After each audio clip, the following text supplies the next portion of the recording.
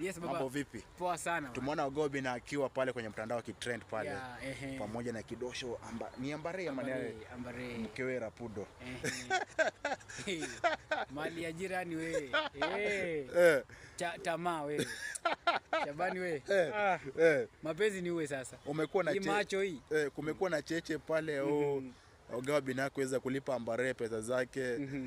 Mara Ogobi na miaka hapo nyuma ashayemchumbia na ashayemtafutia mtu.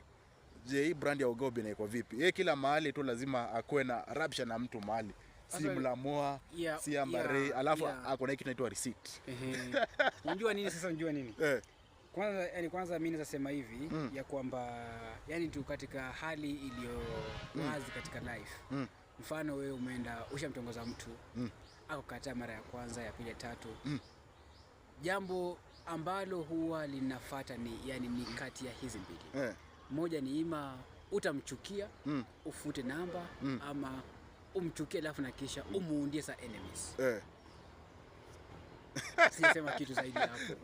Kwa hivyo ndugu yangu labda yani ni ile tu yani amuona kwamba hawezi fika ligi. Kwa hivyo sasa ni kuunda allies. Yani hivyo kusema kweli, lakini yani hiyo sijasema kimimi ni kulingana na venye hali iko katika yani katika ground kila leo. Yani hivyo. But na kitu ya receipt Ogobi na kuweka evidence unaichukuliaje vipi?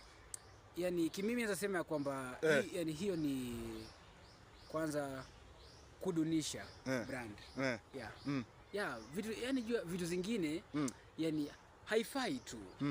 Haifai. Mfano tumeenda na wewe kazi mahali. Labda wewe ni mtu ambaye inafuata kulipe 1100. Alafu na kisha ukaniambia Shaban nipe tu 10,000 kwa sababu wewe ni mtu wako. Alafu na kisha tuende sasa tukati receipt katika pages mbalimbali. Tayari hapo tayari na competition brand. Brand kwa sababu huwezi ambia tena mtu mwingine ati mimi ni wa 1100. Sema wewe receipt nasemaje? Ona sasa. Yani hizo ni vitu ambavyo inafaa kwanza tukajifunze kutoka katika sanaa za kimataifa.